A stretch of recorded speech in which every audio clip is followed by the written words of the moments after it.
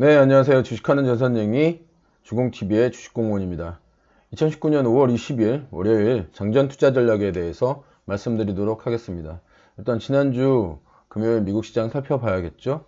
다우존스 산업평균지수가 마이너스 0.38%를 기록하면서 시장을 마감했고요. 대형주 중심의 S&P 500 지수 역시 마이너스 0.58%를 기록하면서 시장을 마감했습니다. 기술주 중심의 나스닥 역시 마이너스 1%를 1.04%를 기록하면서 시장을 마감했는데요. 차트에서 보시는 것처럼 긴 윗꼬리들을 남겼습니다. 경제지표들은 대부분 호조를 보였는데 미국이 중국 통신 장비 업체인 화웨이와의 거래를 사실상 금지한 가운데 이후에 이제 무역 협상에 대한 일정이 잡히지 않았다는 보도가 나오면서 이렇게 윗꼬리들을 기록을 하고 있습니다. 국제유가도 마이너스 0.26%를 기록했고요. 금값도 전일 대비해서 0.68% 하락하면서 시장을 마감했습니다. 이번 주 제가 제목을 떨어지는 칼날을 잡지 말라 이렇게 좀 제목을 정해 봤는데요. 외국인 순매도가 좀 지속되고 있는 상황입니다. 이 외국인 순매도가 지속되는 이유에 대해서는 전에도 한번 설명드린 적이 있는데 지난주 한 주 동안 외국인이 우리나라 시장에서 약 1조 1천억 원을 순매도하고 우리나라 시장에 대한 어떤 우려감을 좀 키운 상태입니다. 매도 이유는 MSCI 상해지수의 확대 및 환율의 지속적인 상승에서 찾을 수 있는데요. 환율이 지난 4월 초 대비해서 약 한 5% 정도 상승하는 모습을 보이고 있습니다. 이렇게 환율이 상승하게 되면 외국인들 입장에서는 가만히 앉아서 환차손을 볼 수밖에 없는 상황이니까 우리나라 주식을 내다팔고 있는 건데요. 우리나라 환율이 이렇게 상승하는 이유는 전에도 한번 말씀드렸지만 중국 위안화 환율과 밀접한 관련이 있습니다. 중국이 관세 인상률을 무마하기 위해서 위안화를 지속적으로 평가 전환, 전번에 포치 이야기도 한번 말씀드렸죠. 포치란 7이 무너진다 이런 의미로 1달러당 7위안 이렇게 가본 적이 거의 없는데 지금 근접하고 있다라고 한번 말씀드린 적이 있습니다. 위안화를 지속적으로 평가절하하게 되면 우리나라 환율도 지속적으로 같이 따라갈 수밖에 없는 상황인데요.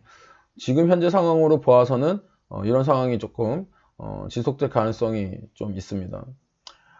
이머징 국가들의 환율도 안정화에 어려움을 겪고 있는데 우리나라와 중국 모두 이머징 통화이기 때문에 당분간 이런 어려움은 조금 지속될 가능성이 좀 높습니다. 게다가 최근 이제 뭐 이란 사태라든가 아니면은 북한의 어떤 지정학적 리스크의 확대 이런 것들이 계속 상존하기 때문에 현재에서는 시장을 좀 더 관망하는 자세를 가지시기 바랍니다. 당분간은 이제 개별주 장세가 진행될 가능성이 좀 높은데요.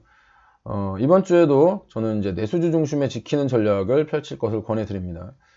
수출주들은 환율에 영향을 많이 받지만 내수주들은 그 변동폭이 적어서 투심을 지키는데 굉장히 유리합니다. 이렇게 시장이 어려울 때는요.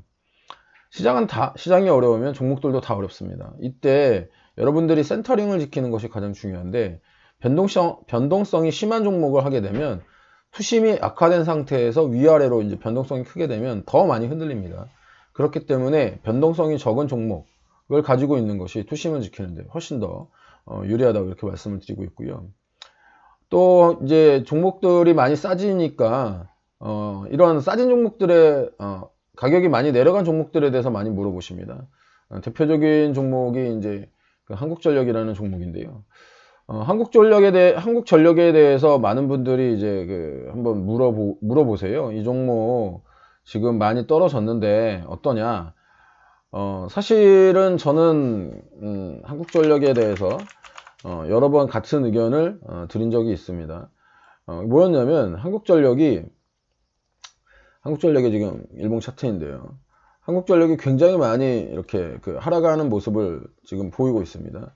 굉장히 하락하는 모습을 보이고 있는데 이 하락의 원인은 이제 원가 상승입니다. 원가 상승이 뭐냐면 한국전력에서 이제 굉장히 다양한 방법으로 전기를 생산하잖아요. 뭐 수력, 원자력, 그 다음에 화력, 뭐 기타 등등의 태양광 아니면은 뭐 어떤 개별 개인들에게 뭐 전기를 산다던가 이렇게 한국전력이 전기를 생산하는데 가장 많은 생산을 하는 분야가 원자력과 화력입니다. 우리나라는.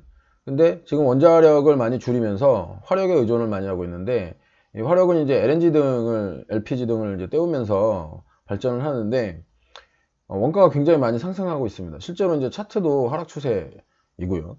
중기 추세, 단기 추세 모두 하락 추세입니다. 또 외국인들과 기관 모두 쌍끌이로 매도 중이고요.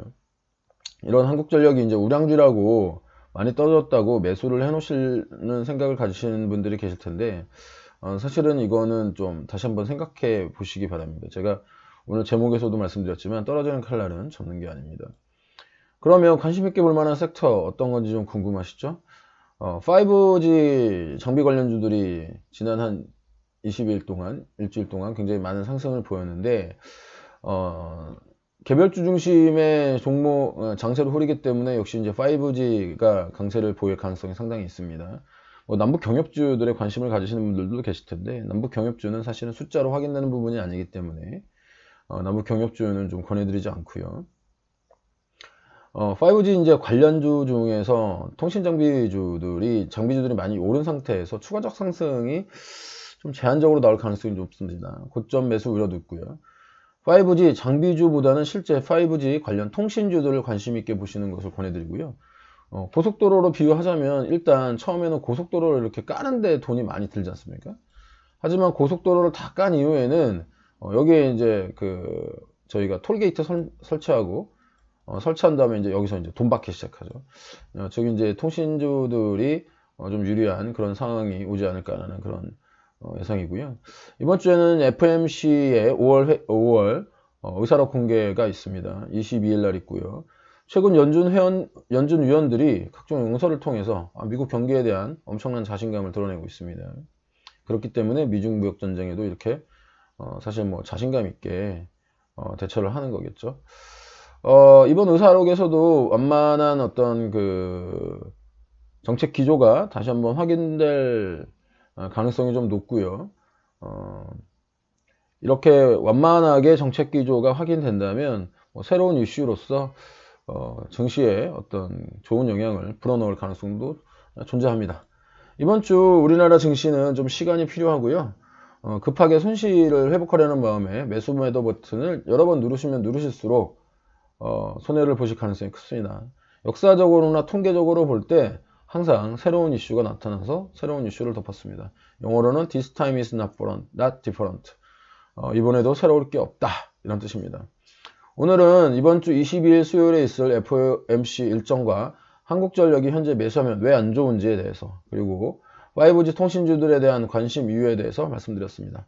여러분의 댓글 추천, 좀 더 좋은 글을 쓸 수 있게 만드는 원동력이고요. 친구 추가, 알람 설정 등 해놓으시면 주식 공무원 글 보다 쉽게 받아보실 수 있습니다. 궁금하신 주제, 관심 있는 분야 댓글로 주시면 글을 쓰는데 참고로 하겠습니다. 오늘도 성공 투자하시고요. 객관적으로 시장을 바라보는 눈, 주식 공무원과 함께 키워가세요. 지금까지 따박따박 수익률의 주식 공무원이었습니다.